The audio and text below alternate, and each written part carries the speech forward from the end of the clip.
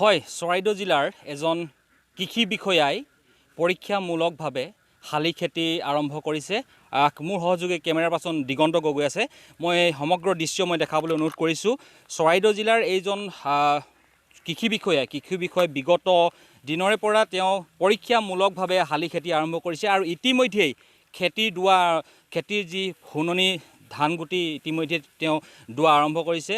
আৰু মই পুনৰ কৈছোঁ, যি সময়ত কৃষি বিভাগৰ বিভিন্ন সময়ত কৃষি বিভাগে তেওঁলোকে এইদৰে বীজ দি তেওঁলোকে খেতিৰ বাবে যি খেতি কৰিবৰ কাৰণে তেওঁলোকে শস্যৰ বাবে তেওঁলোকে গুটি প্ৰদান কৰিছে, তেওঁ এই যিজন কৃষি বিষয়া তেওঁ পৰীক্ষামূলকভাৱে এইদৰে তেওঁলোকে নিজেই খেতি কৰি ৰাইজৰ বাবে এক আদৰ্শৰ স্বৰূপ হৈছে আৰু ৰাইজক উদগনি যোগোৱাৰ বাবে এইজন কৃষি বিষয়াই বিগত প্ৰায় 4 বছৰৰ পৰা এনেধৰণে খেতি কৰি আহিছে। আৰু মই তেওঁৰ পৰা পোনপ্ৰথমে মই কথা পাতিবলৈ চেষ্টা কৰিম, কেনেধৰণে আৰম্ভ কৰিছিলে এই খেতি। আৰু যিহেতু নেকি অসমত দুবাৰকৈ যিহেতু নেকি খেতি কৰা নহয় চৰাইদেউ অঞ্চলৰ উজনি অসমৰ, আৰু এই চৰাইদেউ অঞ্চলতে এই দুবাৰকৈ কেনেদৰে কৃষি সম্ভৱ হ'ব, খেতি সম্ভৱ, তাৰ বাবে পৰীক্ষামূলকভাৱে আহিনতে তেওঁ এই যি পকা যি হুননি যি ধানগুটি তেওঁ ইতিমধ্যে দাবলৈ আৰম্ভ কৰিছে। মই তেওঁৰ পৰা কিছু কথা পাতিম।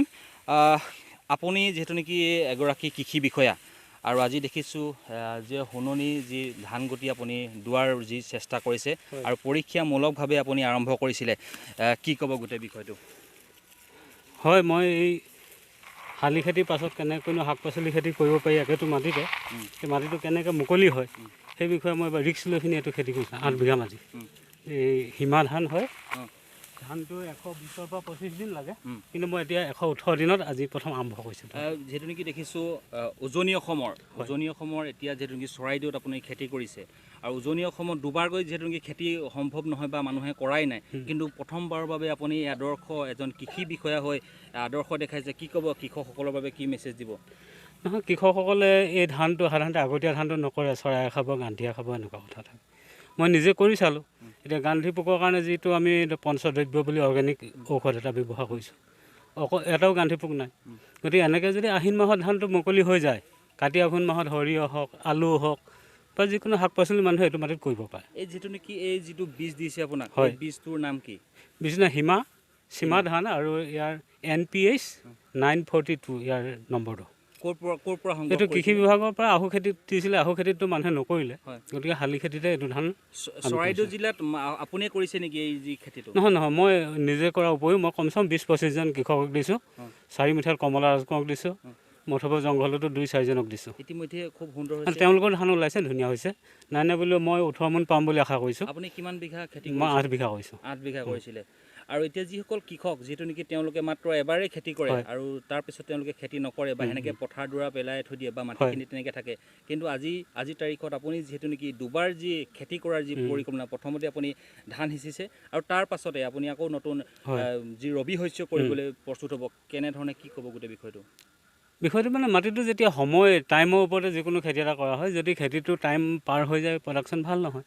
সাধাৰণতে এতিয়া ছেপ্টেম্বৰ অক্টোবৰ মাহতে আমাৰ যিকোনো ৰবি শস্য কৰিব পাৰে, সৰিয়হ কৰিব পাৰি, আলু কৰিব পাৰি। যদি নৱেম্বৰ ডিচেম্বৰলৈ যায় প্ৰডাকশ্যন কমি যাব, সেইটো ভাল নহ'ব, গ্ৰ'থটো ভাল নহ'ব।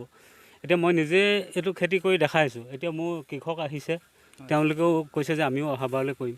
মোক দেখি যদি 10জনে কৰে, পিছৰবাৰ আৰু 10জন যদি বাঢ়ি যায়, তেতিয়াহ'লে এই ডাবুল খেতি কৰাটো আমাৰ সম্ভৱ হ'ব। আহু খেতিত আমাৰ অসম্ভৱ কেলৈ? তাত গৰুৰ কাৰণে আমাৰ ইয়াত অসম্ভৱ, আৰু তাৰোপৰি সেইটো টাইমত কোনো মানুহে গৰু নাবান্ধে।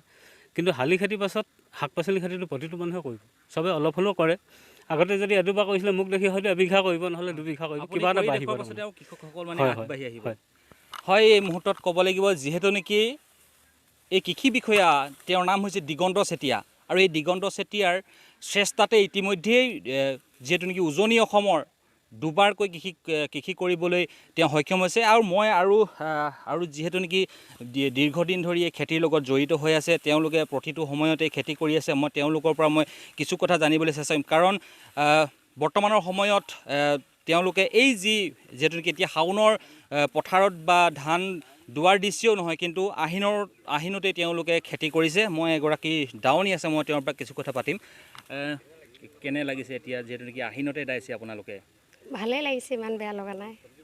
কিমান বিঘা এইবাৰ ইয়াত দিছিলে?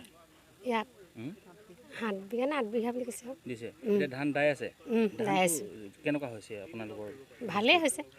ধুনীয়া হৈছে ধুনীয়া হৈছে। এতিয়া এইবাৰ আপোনালোকে কৰিলে আকৌ দ্বিতীয়বাৰলৈ আকৌ আপোনালোকে কৰাৰ পৰিকল্পনা কৰিছে নাই কৰিম। কৰিছে কৰিছোঁ। হয় নিশ্চয়কৈ এইদৰে দাৱনীৰ আচলতে মুখত হাঁহি বিৰিঙিছে মই এটাই কথা কৈছোঁ কৃষি বিভাগৰ তৰফৰ পৰা এইজন কৃষি বিষয়া চৰাইদেউ জিলাৰ দিগন্ত চেতিয়া নামৰ যিজন কৃষি বিষয়াই তেওঁ ইতিমধ্যেই চৰকাৰী বিভাগৰ তৰফৰ পৰা তেওঁ বীজ লাভ কৰিছিলে আৰু বীজ লাভ কৰাৰ পাছতেই তেওঁ এই কৃষি কাৰ্যত নামি পৰিছে আৰু খুব সুন্দৰকৈ তেওঁলোকে এতিয়া যি সোণালী যি ধান গুটি দোৱাৰ দৃশ্য ইতিমধ্যে দেখিবলৈ